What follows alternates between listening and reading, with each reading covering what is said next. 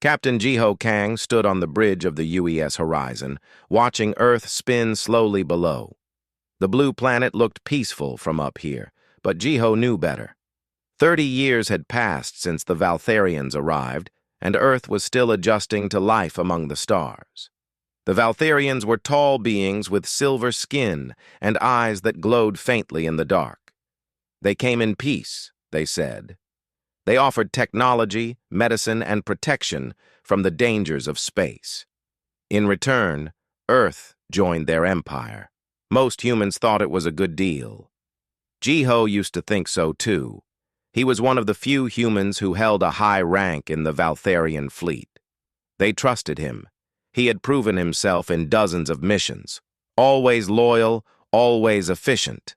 The Valtharians called him their bridge to humanity. Earth's government called him a hero.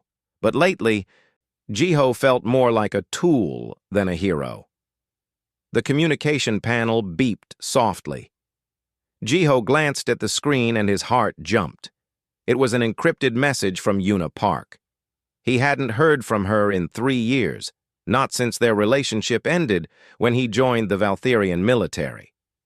He moved to his private quarters and locked the door. His hands shook slightly as he opened the message. Yuna's face appeared on the screen, older now, with worry lines around her eyes. Jiho, I know we haven't spoken in a long time, but I need your help. I've discovered something important, something dangerous. The Valtharians aren't telling us everything. There's a reason they want humans in their empire, and it's not what we think. I can't explain more in a message. Meet me at the old research station on Mars, please. This is bigger than us. The message ended. Jiho sat in silence for a long moment.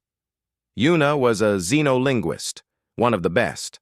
She worked in the Valtharian archives, translating old documents and studying alien cultures.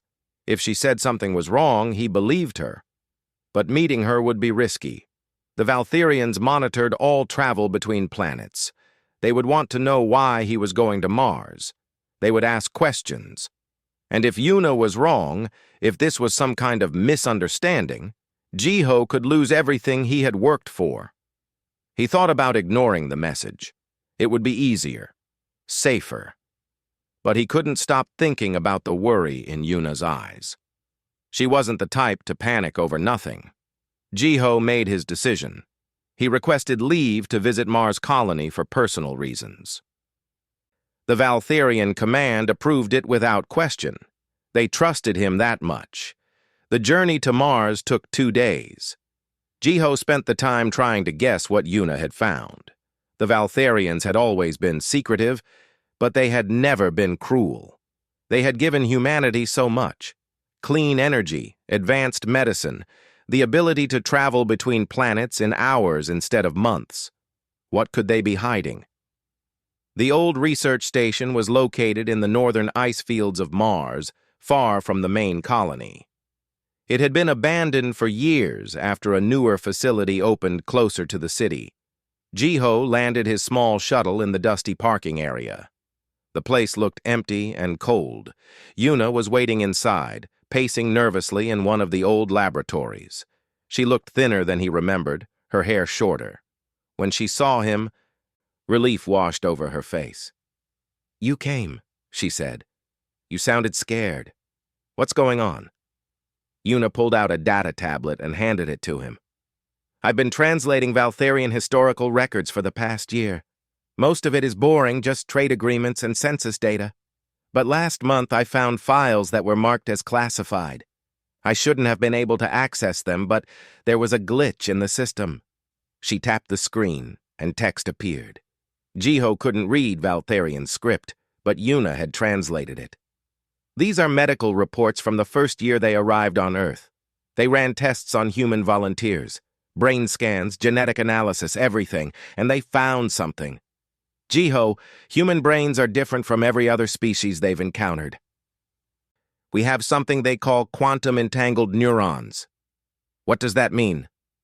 "It means our brain cells can communicate faster than light. Not in a way we can control, but it's there in our biology. The Valtherians realized that if they could harness this, they could create instant communication across their entire empire. No more delays, no more waiting for messages to travel between stars. Jiho felt cold. So they came to Earth for our brains? Not exactly. They came here because they needed allies. But when they discovered what we could do, they saw an opportunity. Look at this. She showed him more files, military reports, references to something called the Dravix Collective, battle plans, casualty lists. The Valtherians are at war, Yuna said quietly. They have been for decades. They didn't tell us because they didn't want us to know how desperate they are. And they've been using humans in that war, Jiho, not as soldiers, as living communication devices. Jiho's mind raced. That's impossible. I would have known. I'm in the fleet. Are you? Or are you just in the part of the fleet they want you to see? He wanted to argue, but he couldn't. There were missions he wasn't briefed on, ships that came and went without explanation, times when crew members disappeared for months and came back different, quieter, with gaps in their memories. What do you want me to do? He asked. I want you to help me expose this. The people of Earth deserve to know the truth. We're not partners with the Valtherians. We're resources. If we do this, they'll come after us. Both of us. I know. But what's the alternative? We stay silent and let them keep using us. Before Jiho could answer, alarms blared throughout the station. Red lights flashed on the walls. Yuna's face went pale. They found us. Jiho ran to the window. 3 Valtherian security ships were descending toward the station, their weapons charged and ready. Someone had been watching. Someone had reported their meeting. We need to go, now. They ran through the old corridors toward Jiho's shuttle. Behind them, doors began to seal shut automatically. The Valtherians were locking down the building remotely. Jiho grabbed Yuna's hand and pulled her through a maintenance shaft just before the final door closed. They crawled through the narrow space, moving as fast as they could. The shuttle was only 100 meters away, but it felt like a kilometer. They burst out of the shaft and sprinted across the frozen ground. Energy blasts hit the dirt around them, sending up clouds of red dust. Jiho pushed Yuna toward the shuttle and turned back, pulling out his sidearm. He fired at the approaching security forces, not to hit them, but to slow them down. Yuna started the engines. Jiho jumped aboard and slammed the hatch shut. The shuttle lifted off just as Valtherian soldiers reached the landing pad. Where do we go? Yuna shouted over the roar of the engines. Jiho thought fast. They couldn't return to Earth. The Valtherians controlled all the orbital stations. They couldn't hide on Mars. But there was one place they might be safe. I know someone, he said. Someone who doesn't trust the Valtherians. Someone who might help us. As they fled into the dark Martian sky, Jiho realized his life had just changed forever. He was no longer a loyal officer of the Valtherian fleet. He was a fugitive. And the truth he carried might start a war. The asteroid belt between Mars and Jupiter was a good place to disappear. Thousands of rocks tumbled through space, creating a maze where scanner signals bounced and scattered. Jiho guided his shuttle deep into the belt, following coordinates he had memorized years ago but never used. Who are we meeting? Yuna asked, clutching her data tablet like it was the most precious thing in the universe. His name is Taeyang O. He runs a mining operation out here, or at least that's what he tells the Valtherians. In reality, he's the leader of a resistance group. Yuna looked surprised. There's a resistance? Against the Valtherians? Small groups, scattered across the colonies. They don't trust the Alliance. Some of them are extremists who want to attack Valtherian ships. Others just want independence. I was supposed to infiltrate them 2 years ago and report back to my commanders, but I never did. Why not? Jiho was quiet for a moment. Because some of the things they said made sense. I didn't want to believe it then, but I filed my report saying they were harmless miners and left them alone. They found the base built into a hollowed-out asteroid. It looked abandoned from the outside, but when Jiho sent the correct signal, lights flickered on and a docking bay opened. Armed guards in mismatched spacesuits surrounded the shuttle as it landed. Taiyang O was a broad-shouldered man with scars on his face and hands that never stopped moving. He looked at Jiho with suspicion and at Yuna with curiosity. "Captain Kang, didn't expect to see you here, especially not running from Valtharian security ships. My scanners picked up quite a chase." "We need help," Jiho said simply. "Everyone needs help.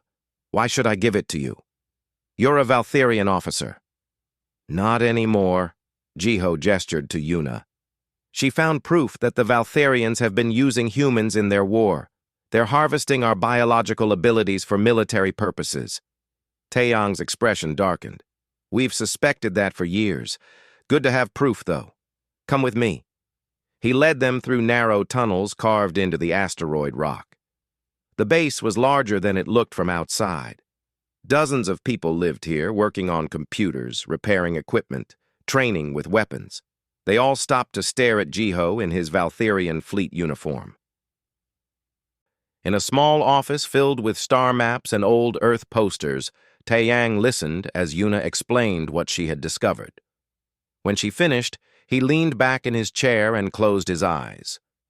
"Do you know about the memory wipes?" he asked. "What?" Jiho said. 3 years ago, my brother volunteered for a special Valtharian program. They said it was advanced training for elite units. He was gone for 8 months. When he came back, he couldn't remember any of it. Just had nightmares about being in battles, about screaming in languages he didn't understand. Then one day he started bleeding from his nose and ears. Died in my arms before the doctors could help."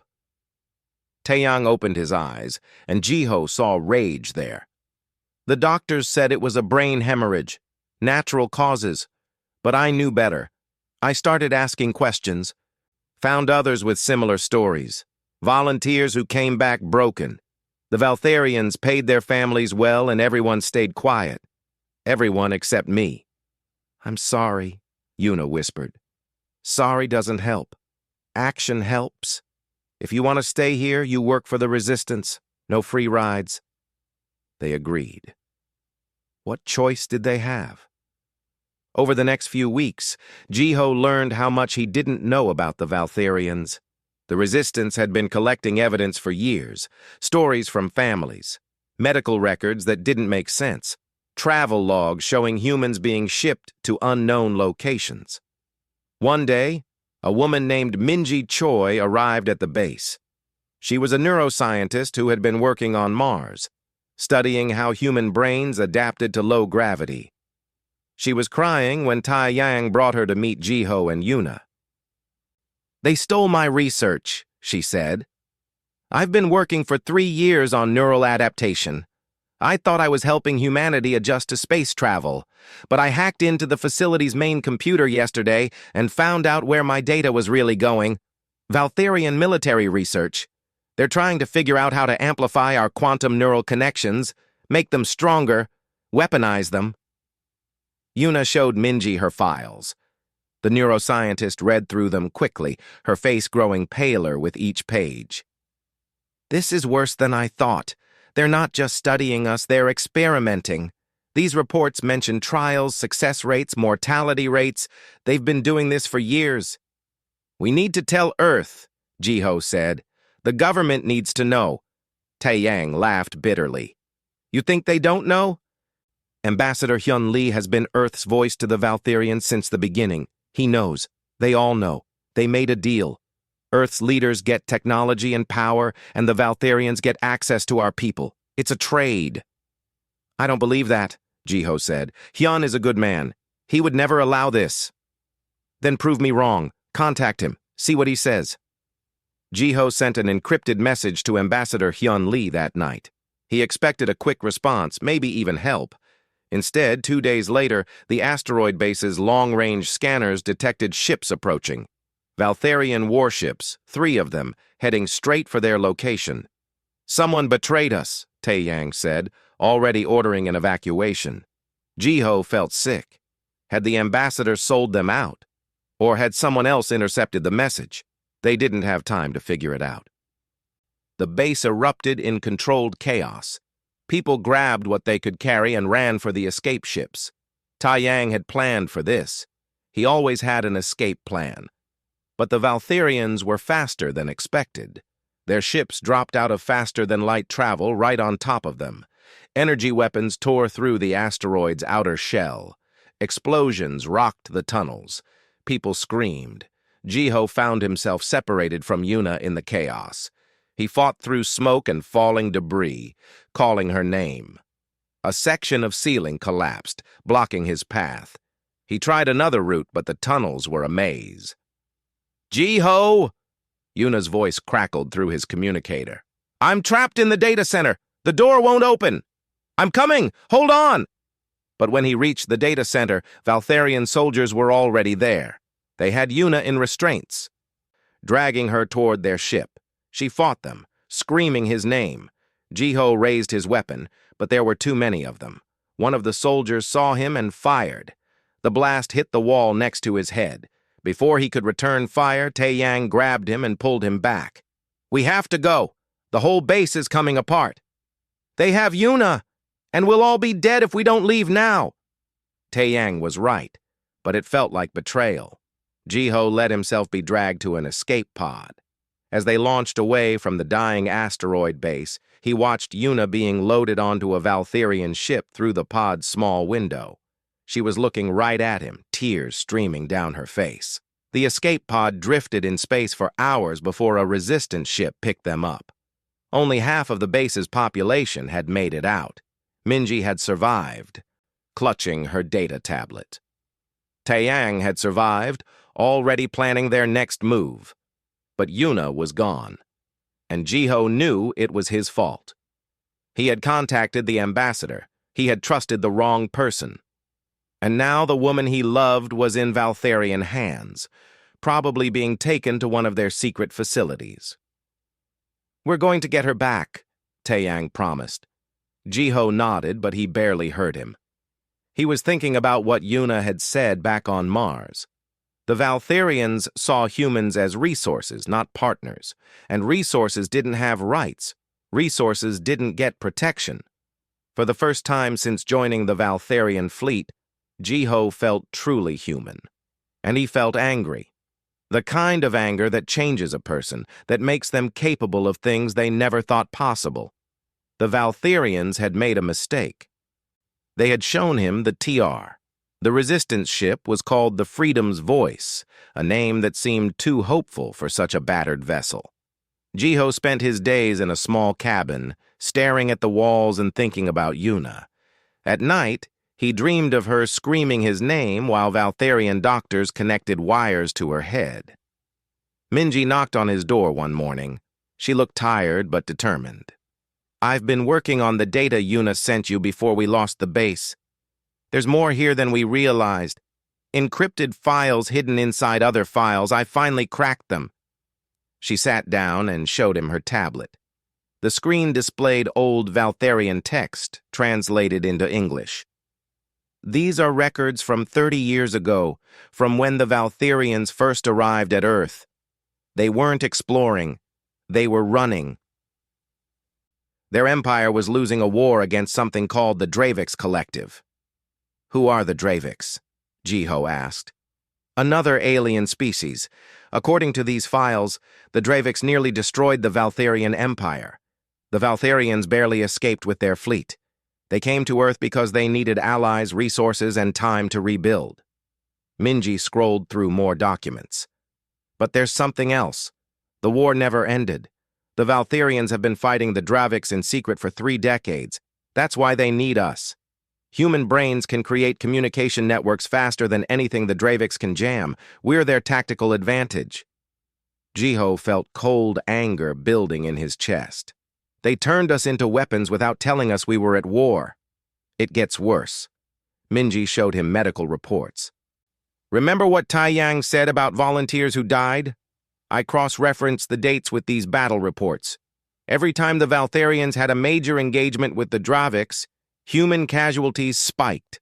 They're putting our people on the front lines, using their brains as living radios, and when those people die or burn out, the Valtharians just recruit more. We need to tell Earth.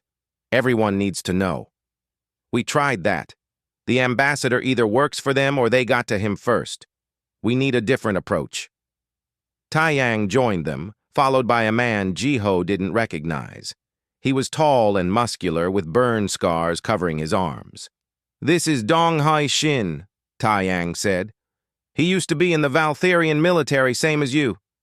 Tell him what you told me." Donghai sat down heavily. "I was part of an elite unit called the Neural Corps. They told us we were special operators, that we'd be doing important work. They put implants in our heads and sent us to the front lines of battles we didn't even know were happening." His hands shook as he spoke.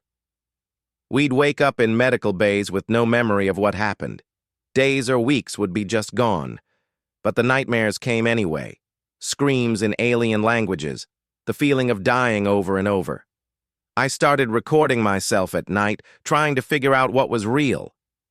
He pulled up a video on his tablet.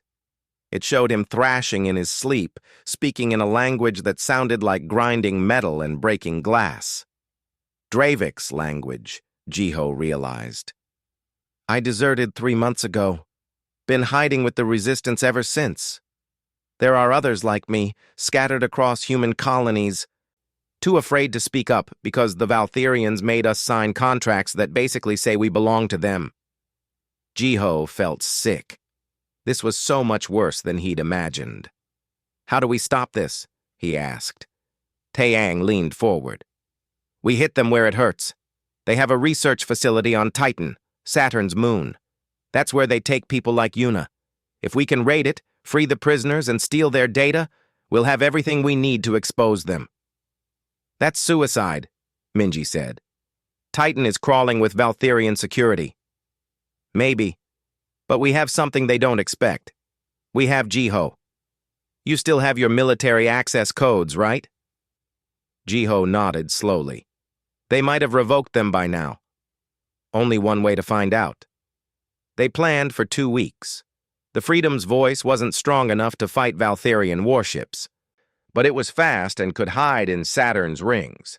The plan was simple and desperate. Jiho would use his codes to get them past the outer defenses. Once inside, they'd move fast, grab everyone they could, and run. It almost worked. The codes got them through the first 2 security checkpoints. The facility on Titan was enormous, built into the moon's icy crust. They docked at a maintenance bay and split into teams. Jiho, Donghai, and 3 resistance fighters went to find the prisoners. Taiyang and Minji went for the data archives. The holding cells were in the lower levels. Jiho's heart pounded as they moved through sterile white corridors. Valtharian guards passed them twice, but Jiho's uniform and confident walk kept them from asking questions. Then they found the cells. Rows and rows of them. Humans inside, some conscious, some not. Wires connected to their heads, machines humming softly. Jiho found Yuna in the 3rd row. She was unconscious, her head shaved, dozens of thin wires running from her skull to a computer terminal. Rage burned through him. "Get them all out," he told Donghai. "Everyone. We're not leaving anyone behind." They started disconnecting people and carrying them out. It was taking too long. Alarms began to blare. Someone had noticed them. "Go!" Jiho shouted. "Get them to the ship!" Valtharian soldiers poured into the corridor. Energy blasts filled the air. One of the resistance fighters fell. Then another. Donghai grabbed Yuna and ran. Jiho provided cover fire, his training taking over even as his heart screamed at him to follow. He made it back to the ship just as Taiyang arrived with Minji, both carrying storage drives full of stolen data. The Freedom's voice launched even as Valtharian security ships scrambled to intercept. They almost didn't make it. Saturn's rings provided cover, but the Valtharians knew every hiding spot. Energy blasts tore through the ship's hull. The pilot, a woman named Isol, flew like she was dancing with death, dodging and weaving through the ice and rock. Then something unexpected happened. A massive ship dropped out of faster-than-light travel right in front of them. But it wasn't Valtherian. The design was different, all sharp angles and dark metal. On its hull was a symbol Jiho recognized from Minji's files. Dravix. "They found us," Isol said, panic in her voice. But the Dravix ship didn't fire on them. Instead, it turned its weapons on the Valtherian pursuers. Energy beams cut through space, forcing the Valtherian ships to break off their attack. A message came through on all frequencies.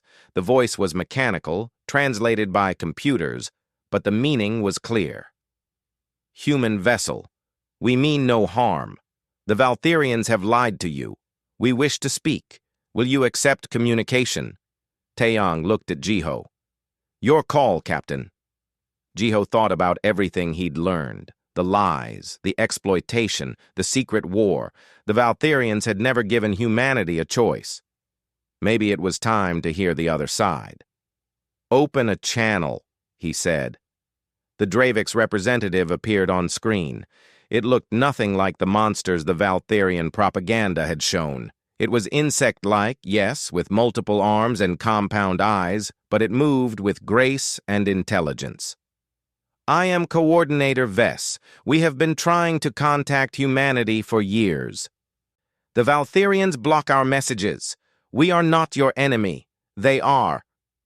"Then why have you been attacking them?" Jiho demanded. "Because they attacked us first. They invaded our territory, enslaved our people, and when we fought back, they fled to your system and painted us as aggressors. We do not wish to fight humans. We wish to warn you. The Valtherians will use you until you are gone, then move to the next species." "It is their way," Minji whispered to Jiho. "The files I found mention Valtherian expansion. They've done this before, to at least 3 other species, used them up and abandoned them." Jiho's mind raced. Could they trust the Dravix? Or was this just another manipulation? In the medical bay, Yuna was waking up.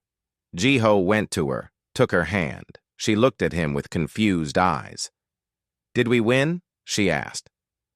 "I don't know yet," he said honestly, "but we're going to find out." Back on the bridge, Taeyang was staring at the Dravix ship. "So what do we do? Trust them? Team up with them against the Valtherians?" Jiho looked at the rescued prisoners being tended to by Minji. He looked at the data they'd stolen. He thought about his brother humans still trapped in Valtherian facilities across the galaxy. "We do something else," he said. "We tell everyone the truth. All of it. About the Valtherians, about the Dravix, about what's really happening. And then we let humanity decide for itself what comes next." It was time to start a revolution. The broadcast went out on every frequency humanity used. Jiho stood in front of a camera, still wearing his torn Valtherian fleet uniform, and told the truth. He showed the medical records. He showed the battle reports. He showed footage of the prisoners they'd rescued from Titan, including Yuna with wires still attached to her shaved head. "For 30 years we've been told the Valtherians are our allies," Jiho said into the camera. "But allies don't experiment on each other. Allies don't erase memories and send people to die in secret wars. The Valtherian Empire has been using humanity as a weapon, and our own leaders knew about it." The reaction was immediate and explosive. On Earth, protests erupted in every major city. On Mars, colonists stormed the Valtherian embassy. On the lunar bases, human workers went on strike. The carefully maintained peace between humans and Valtherians shattered in a matter of hours, but not everyone was happy about the broadcast. The Valtherian High Command issued a statement calling Jiho a traitor and a liar. They claimed the rescued prisoners were actually criminals and that Jiho had manufactured evidence. Some humans believed them. Others didn't know what to believe. And then Ambassador Hyun Lee appeared on every screen across Earth. Jiho expected denials. He expected the ambassador to defend the Valtherians, to call for calm, to explain away the evidence. Instead, Hyun looked directly into the camera with tears in his eyes. "Captain Kang is telling the truth," he said. I've known for 5 years about the Neural Core program. I was told it was voluntary, that the participants knew what they were getting into.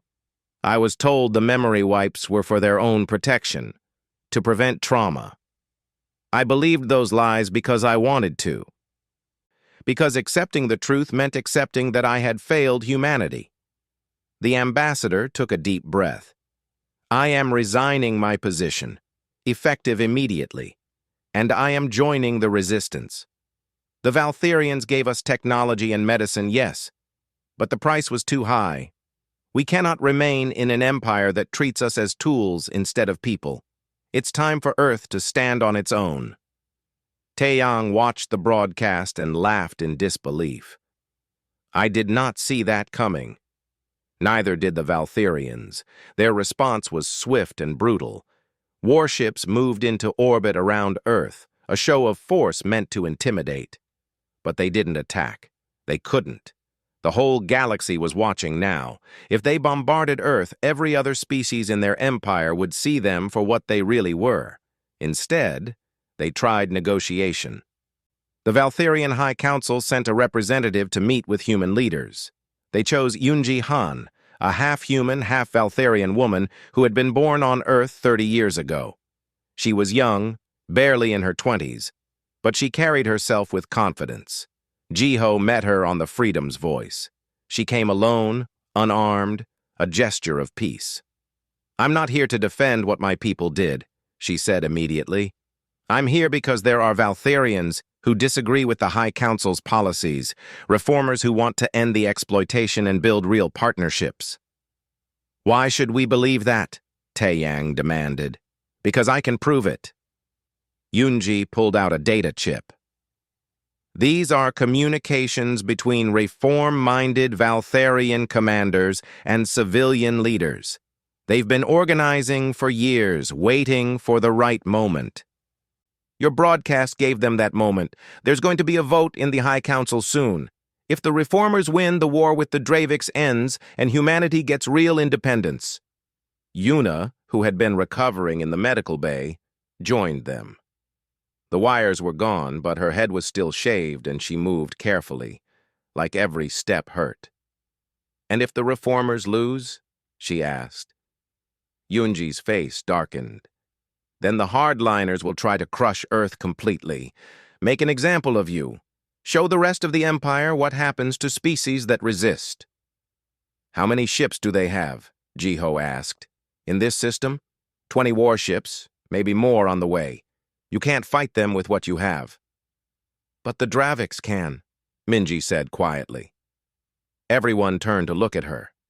The neuroscientist had been studying Coordinator Vess's messages obsessively. The Draviks have been offering alliance for weeks now. They say they'll help defend Earth if we agree to peace talks. They just want the Valtherians to stop expanding into their territory. Can we trust them? Taeyang asked. Can we afford not to? Yuna replied. Right now, the Valtherians have us surrounded. The Draviks are offering help. Even if we don't trust them completely, their ships might be the only thing keeping Earth from getting destroyed. Jiho made the decision. Contact Coordinator Vess. Tell them we want to meet, but not just humans and Draviks. I want Yunji's reformers there too. If we're going to end this, everyone needs to be at the table. The meeting happened in neutral space, halfway between Earth and Jupiter. 3 ships met there. The Freedom's Voice representing the human resistance, a Dravik's cruiser, and a small Valtherian vessel carrying Yunji and her reformer allies.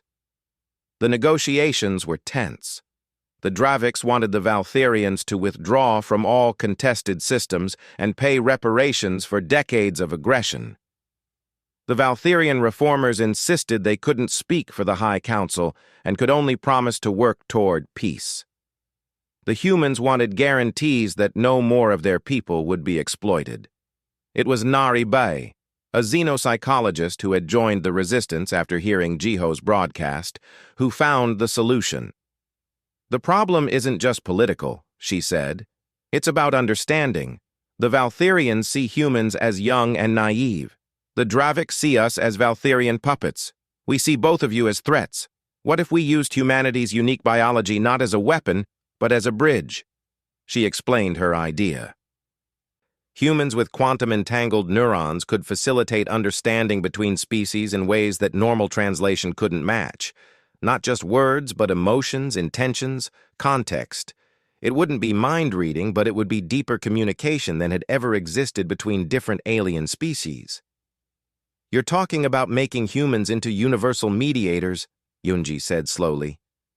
Volunteers only, Nari insisted, and not for war, for peace. Think about it. Right now, every negotiation between species is limited by language and cultural misunderstanding. But if we had human mediators who could help bridge that gap, maybe we could prevent wars before they start. Coordinator Vessa's mechanical voice crackled through the speakers. This is acceptable to the Dravix Collective. We would welcome human mediators. Yunji looked uncertain.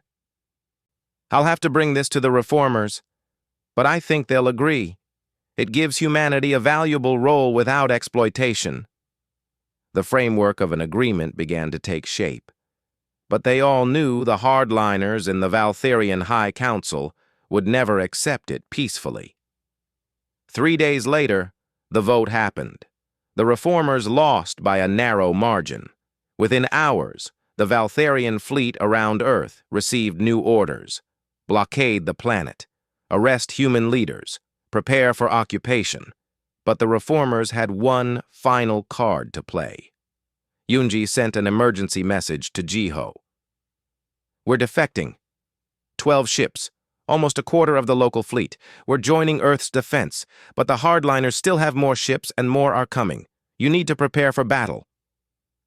Jiho looked at his ragtag collection of resistance fighters, former prisoners, and volunteers. They had maybe 30 small ships, most barely armed. Against Valtherian warships, they wouldn't last an hour. But they also had the Dravix. And they had something else. They had the truth. And they had broadcast it across the galaxy. Other species in the Valtherian Empire were watching. If Earth could win its independence, others might follow. Send a message to everyone on Earth, Jiho said. Anyone who can fly a ship, we need them. Anyone who can fight, we need them. Tell them this is it. This is where we decide if humanity bows or stands. The response was overwhelming. Ships launched from every colony, every station, every hidden base.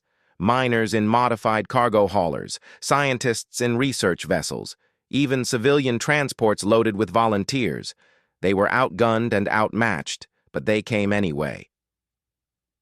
Yuna stood beside Jiho on the bridge, her hand in his.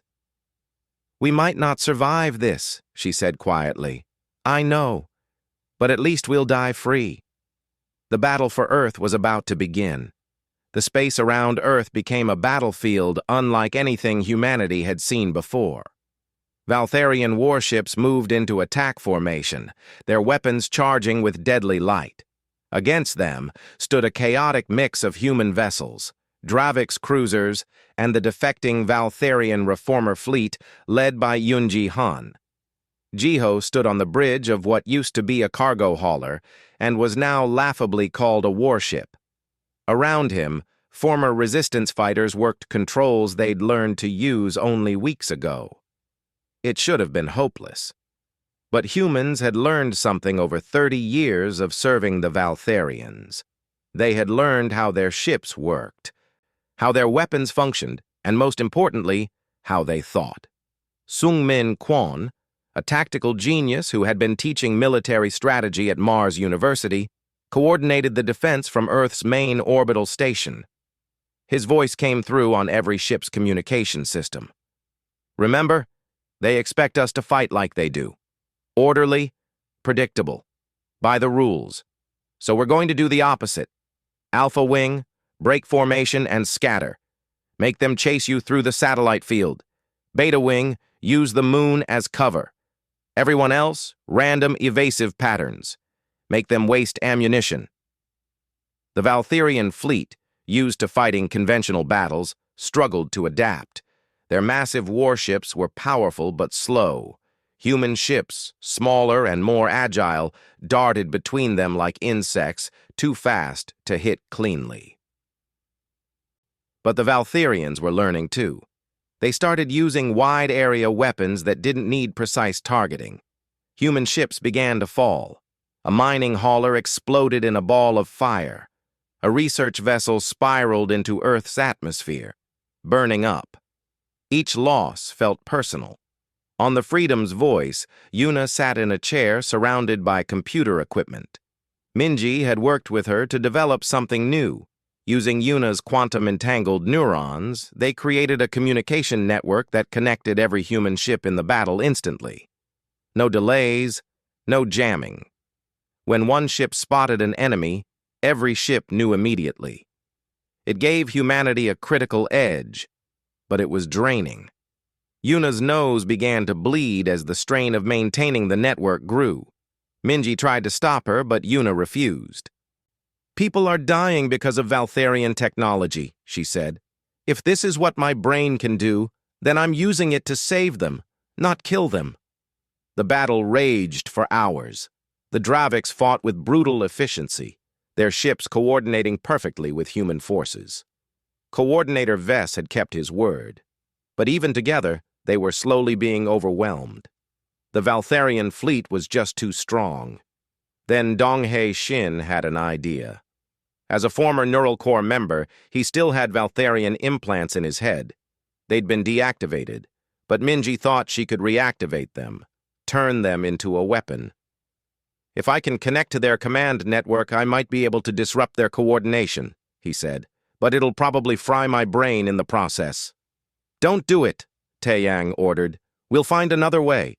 "There is no other way. We're losing." Donghae made the connection before anyone could stop him. His body went rigid as his mind linked to the Valtherian network. For 30 seconds, chaos erupted in the enemy fleet. Ships fired at wrong targets.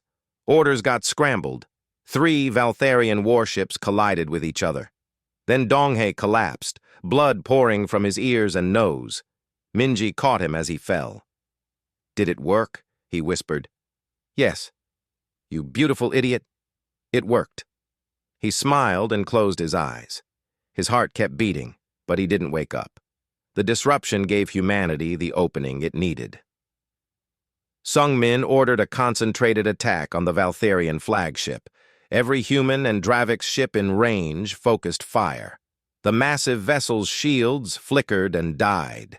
Secondary explosions rippled across its hull. From inside the dying ship, a transmission came through. The Valtherian fleet commander appeared on screen, his silver skin burned and his glowing eyes dim. "You fight well, for resources," he said, with what might have been respect. "Perhaps we underestimated you." Then his ship exploded. The remaining Valtherian ships began to retreat. But they weren't fleeing, they were regrouping.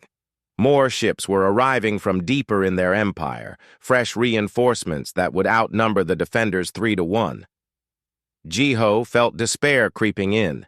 They'd fought so hard, lost so many, and it still wasn't enough. That's when Ambassador Hyun's message reached them from Earth. "All ships, this is Ambassador Lee. We're not alone anymore. I've been in contact with 6 other species in the Valtherian Empire. They've been watching this battle. They've seen what the Valtherians really are, and they're done being used." New ships began appearing across the solar system. Not human, not Draviks, not even Valtherian reformers.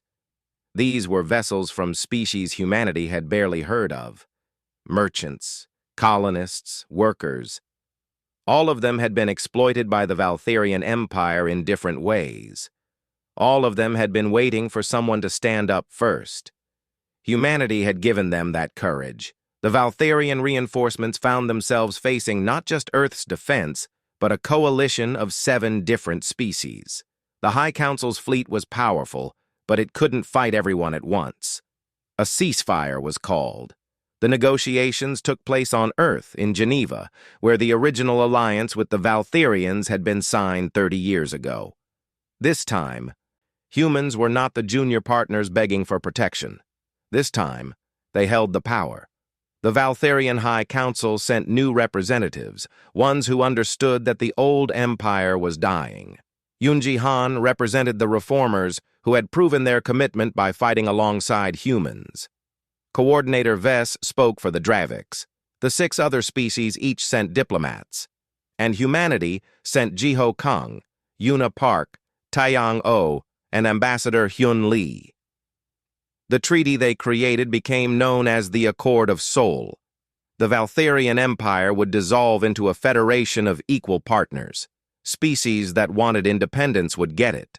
The war with the Draviks would end with both sides withdrawing from contested territories. And humans would serve as mediators, using their unique neural abilities not for war, but for understanding. Reparations were established. The Valtharians would fund medical care for everyone who had been experimented on. They would open their archives completely. They would dismantle the neural core program and prosecute those who had ordered it. But the treaty also acknowledged something important. The Valtharians had given humanity access to the stars. That technology, that knowledge, couldn't be taken back even if anyone wanted to. Humanity was forever changed. 6 months after the battle, Jiho walked through the new Neural Bridge Academy that Yuna had founded. Volunteers trained here to become mediators, learning how to use their quantum-entangled neurons to facilitate communication between species. It was slow, careful work, and nobody's brain was weaponized. Nobody's memories were erased. Yuna met him in the gardens. Her hair had grown back, and she smiled more easily now. They were married 3 weeks ago, a small ceremony with only close friends. Taiyang had been Jiho's best man, still grumbling about trusting former military types, but unable to hide his respect. "How's Donghae?" Jiho asked. "Awake, talking. Minji says he'll make a full recovery, though his implants are completely fried. He jokes that it's the best thing that ever happened to him." "And Minji?" "She's heading the new ethics committee for neural research, making sure what happened before never happens again." They sat together, watching the sunset. Above them, ships from a dozen different species moved through Earth's sky, no longer invaders or occupiers, but visitors and partners. "Do you think it'll last?" Yuna asked. "The peace?" "I don't know. Probably not forever. But we built something here. Humans showed the galaxy that you don't have to be the strongest to make a difference. You just have to be brave enough to stand up when it matters." Yuna leaned against him. "Very poetic for a soldier. Former soldier. Now I'm just a mediator in training. You're stuck teaching me." "I can think of worse fates." On the other side of Earth, in a maximum security facility, Hana Seo sat in a cell. The Valtharian intelligence agent who had posed as a human politician was facing trial for treason. But Yunji had visited her, offering a chance at redemption. The new Federation needed people who understood intelligence work, who could prevent future conflicts before they started. Hana hadn't decided yet whether to accept. Some betrayals, she thought, were harder to come back from than others. In the asteroid belt, Taiyang stood in what was left of his original base. They were rebuilding it, but not as a hiding place, as a museum, a reminder of what resistance meant, what it cost, and why it mattered. His brother's name was on a memorial wall, along with hundreds of others who had died in the neural core program. Taiyang touched the engraved letters gently. "We did it," he whispered. "We're free." And far out past Jupiter, a new ship was being built. Not a warship, not a cargo hauler, an exploration vessel designed by humans, Valtharians, and Draviks working together. Its mission was to travel beyond known space, to find new species and make first contact properly, with honesty, with respect. Captain Sungmin Kwon would lead the mission, with a mixed crew of different species. They would carry with them the lessons Earth had learned the hard way. The galaxy was vast and full of dangers, but it was also full of possibilities, and humanity, no longer anyone's resource or weapon, was ready to explore it as equals. 5 years after the Battle of Earth, children in schools learned about the rebellion. They learned about courage and sacrifice. They learned that even when facing impossible odds, people could choose freedom over fear. And every year, on the anniversary of the battle, people across Earth and its colonies would look up at the stars and remember. Remember the price of that freedom. Remember the ones who died for it. Remember that they were human, and that meant something powerful. It meant they could not be broken, could not be used, could not be silenced. It meant they were free, and that freedom, hard won and dearly bought, would never be surrendered again.